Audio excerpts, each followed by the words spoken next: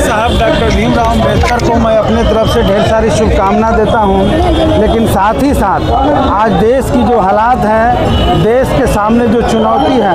सभी देश के नागरिकों से हम लोग अपील भी कर रहे हैं कि इस चुनौती का मुकाबला करने के लिए हम सब लोग संकल्प ले लें। आप देख रहे हैं कि देश के सत्ता पर बैठी हुई जो भागवत ताकतें हैं, वो लगातार संविधान के ऊपर हमला बोल दिया है, चाहे वो वक्फ संशोधन बिल के माध्यम से हो या पिछले दिनों विभिन्न तरह के देश के संविधान में संशोधन करके विभिन्न तरीके से देश के संविधान को बदलने की कोशिश किया है। और इसलिए आज ज़्यादा प्रासंगिक हो गए हैं बाबा साहब, इसलिए भी ज़्यादा हैं कि बाबा साहब ने कहा था कि हम जो संविधान आज लिख करके दिए हैं, यह संविधान कैसे लोगों के हाथ में रहेगा, इस पर निर्भर करता है।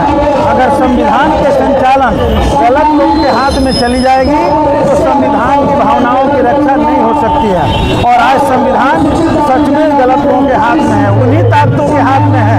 जो बाबा साहब जैसे लोग जब संविधान लिख रहे थे तो वो लोग इस संविधान को मानने के लिए तैयार नहीं थे। वो लोग कहते थे देश के अंदर मनोवाद को ही संविधान मान लिया जाए,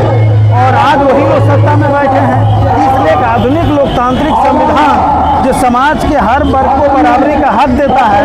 दलितों पिछड़ों को बराबरी का हक देता है, सबको मतदान का अधिकार देता है, और आज इसी संविधान की वजह से दलित गरीब का बेटा भी MP MLA बन रहा है, विभिन्न पदों पर पहुंच रहा है। ये भाजपाई ताकतों को,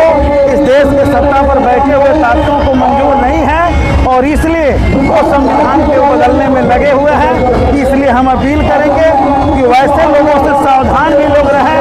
और असली जो ताकत है, जो सचमुच में बाबा साहब के भावनाओं का, सपनों का देश बनाना चाहता है, उन सबको साथ लेकर के आज एक बड़ी लड़ाई लड़ने की भी ज़रूरत है। हम सब लोग संकल्प ले रहे हैं कि आप जहां भी हैं निश्चिंत रहिए, हम आपके द्वारा दिए गए संविधान की रक्षा करेंगे, और उस संविधान की रक्षा करने के लिए अगर जान की भी बाजी लगानी पड़ेगी तो लगाया जाएगा। क्या बात है, देखिए हमारी सुशांत की तमाम बड़ी बात